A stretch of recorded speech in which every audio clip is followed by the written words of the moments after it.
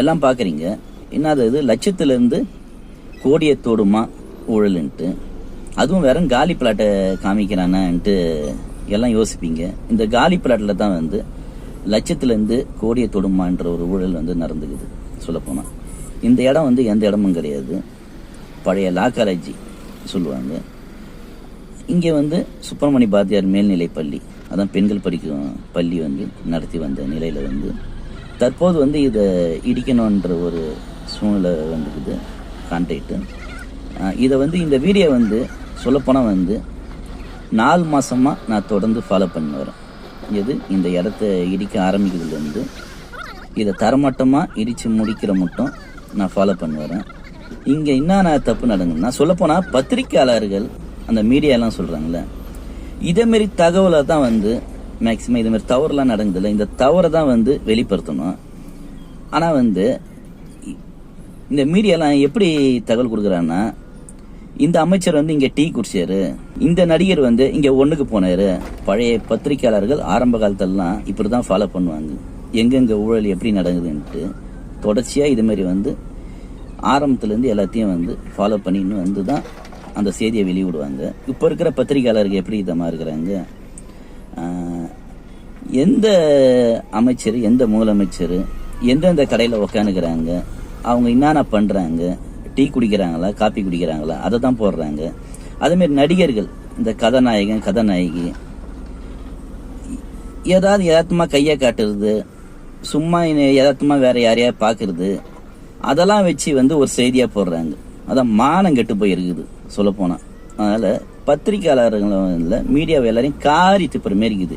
இதேமாரி தவறுகள் நடக்குது, இதேமாரி தவறுகள்லாம் எடுத்து ஏன் போட மாட்டேங்கன்னு தான் என்னோட கேள்வி. இதேமாரி தவறுகள் வந்து நான் இது ஒரே ஒரு தவறு தான் இப்போதைக்கு, பெரும்பாலும் பார்த்தா எங்கே பார்த்தாலும் இதுமாரி தவறுகள் வந்து அங்கங்கே நடந்துருக்குது. இதெல்லாம் வந்து ஏன் போட மாட்டுறாங்க சொல்லப்போனால். இங்கே வந்து எம்எல்ஏ முதல் கொண்டு அமைச்சர்கள், பல அதிகாரிகள், முதலமைச்சர்கள், கவர்னர் அனைவரும் இங்கே வந்து கிராஸ் பண்ணி போகிறாங்க தான். ஆனால் இங்கே ஒரு பெரும்பாலும் ஒரு மிகப்பெரிய ஒரு ஊழல் நடக்குது. கண்ணு முன்னே பொதுமக்கள், அதிகாரிகள் அனைவரும் கண் முன்னே வந்து இவ்வளோ பெரிய ஊழல் நடக்குது. இது மேலே கவனம் செலுத்தாமல் அவங்க வேலையை பார்த்துன்னு தான் போகிறாங்க சொல்லப்போனால். ஏன்னா ஒரு லாரியோடைய லோடு மட்டும், இந்த லோடு மட்டும் 7000 ரூபா, 500 லோடுக்கு மேலே எங்கே போனது, அதான் என்னுடைய கேள்வி. இதில் ஜன்னல்கள் மொத்தம் இந்த கட்டடத்தில் வந்து எத்தனை ஜன்னல்கள், எத்தனை கதவுகள், எவ்வளோ இரும்பு பொருட்கள், எவ்வளோ மரப்பொருட்கள் வந்து தளத்தில் இருந்தது, எல்லாம் ஒரு கணக்கு கூட்டி பார்த்தா வந்து இது கோடியை தாண்டும் சொல்லப்போனால். அதில் இதெல்லாம் எங்கே போனதுன்ற ஒரு கேள்விக்குறி தான் சொல்லப்போனால். நிறைய இரும்பு பொருட்கள், நிறைய மரப்பொருட்கள் எல்லாம் எங்கே போனது, இதெல்லாம் கண்டுக்க மாட்டுறாங்க சொல்லப்போனால். அரசு அதிகாரிகள்லாம் வந்து சம்பளம் வாங்குறதுக்காகத்தான் வேலையில் இருக்கிறாங்க தவிர இதுமாரி தவறுகள்லாம் நடங்குது இந்த தடுக்கணும் என்ற ஒரு எண்ணமே கிடையாது. எம்எல்ஏங்க, அமைச்சர்கள் இவங்கெல்லாம் வந்து சொல்லப்போனால் பதவிக்காக தான் வந்து இந்த பதவியில் இருக்கிறாங்க தவிர மற்றபடி எங்கெங்கே என்னென்ன தவறுகள் நடக்குது, என்னென்ன தப்பு நடக்குது அதை கண்காணிக்கணும்னு ஒரு நோக்கம் இல்லை.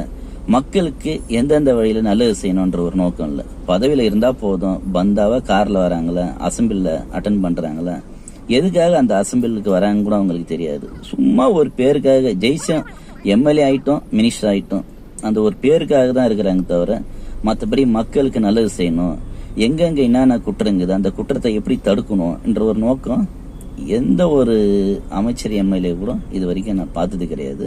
அவங்கவுங்க வேலையை தான் பார்க்குறாங்க. ஆனால் அவங்களுக்காக ஒரு தனியாக ஒரு சம்பளம் வேற கொடுத்துட்றாங்க. இப்போ அதிகாரிகள் வந்து தானே முன் வந்து நடவடிக்கை எடுக்கணும்.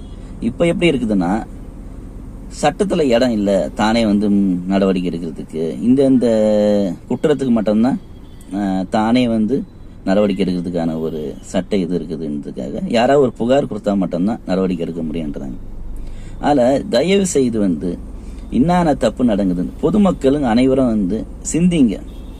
இந்த 500 ரூபா 1000 ரூபா கொடுக்குறாங்கன்ட்டு நீங்கள் போடுற ஓட்டு வந்து இப்படிலாம் வந்து திருடின்னு போகிறாங்கன்ட்டு ஃபஸ்ட்டு மெயினாக தெரிஞ்சுக்கோங்க. நீங்கள் 500 ரூபா எப்படி உங்களுக்கு வந்து ஒரு ஓட்டுக்கு 500 ரூபா எப்படி கொடுக்குறாங்க, 1000 ரூபா கொடுக்குறாங்க, அதெல்லாம் யோசிக்கிறீங்களே, இதேமாரி தவறுகளை தான் அவங்க சம்பாதிக்கிறாங்க. இதேமாரி தவறுகளை வந்து வெளிப்படுத்தாம இருப்பது தான் அவங்களுக்கு நல்ல ஒரு வருமானமாக வருது.